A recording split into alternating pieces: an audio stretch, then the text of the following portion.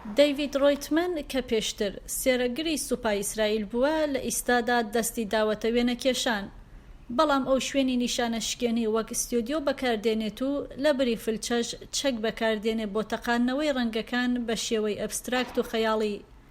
ڕۆیتمەنی تەمەن 42 ساڵ ئەم شێوازە وەک ڕێگایەک بۆ دەرمان و چارەسەری چاولێ دەکا. دوای 20 ساڵ لە خزمەتکردن لە سوپا لە یەکەیەکی چالاکدا هەموو کەسێک پێویستی بە چارەسەر و دەرمان دەبێت. ئەم هۆنەرە ڕێگایە کە بۆ چارەسەری و چاکبوونەوەم کە تەقە دەکەم نەک بە مەبەستیەوەی کە لە خەڵک بدەم یان لە جەنگدا بم یان نە لە کاتی خزمەتی سەربازیدا بم، بەڵکو ئەوە بۆ خۆم دەکەم یان با بڵین بۆ خۆشی خۆم. ڕێگایە کە بۆ ئەوەی شتێک بە جیهان بڵێم، ئەوە وا دەکات هەست بە ئارامی بکەم.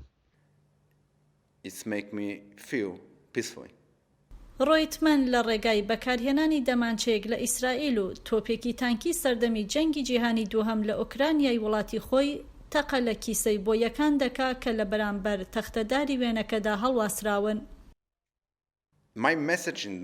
پەیامی من لە هونەرەکەم داوایە کە خاڵێکی زۆر گرنگ هەیە کە پێویستە هەموو کەسێک بیر لەوە بکاتەوە کاتێک کوڕەکانیان دەدێنن بۆ شەڕ. بۆ پاراستنی وڵاتەکان پێویستە ئەوەیان لە بیر بێت کە کاتێک گەڕانەوە پێویستیان بە پشتگیریە. ئەگەر بتوانم ئەو پەیامەی خۆم لە ڕێگا ناوازەیەوە لە پارچە هونەریەکدا دەرببڕم، ئەوە من ئەرکەکەم تەواو دەبێت. لە نێوان پرژانی ڕەنگەکان و چاڵی تەقەکاندا لەسەر تەختەی وێنەکە پیتەکانی بە زمانی عیبری، ئینگلیسی و ڕووسی بە شێوەیەکی هەڕەمەکی بڵاو کردووەتەوە وەک بانگێشنامەیەک بۆ بینەر بۆ پێکێنانی وشەکان.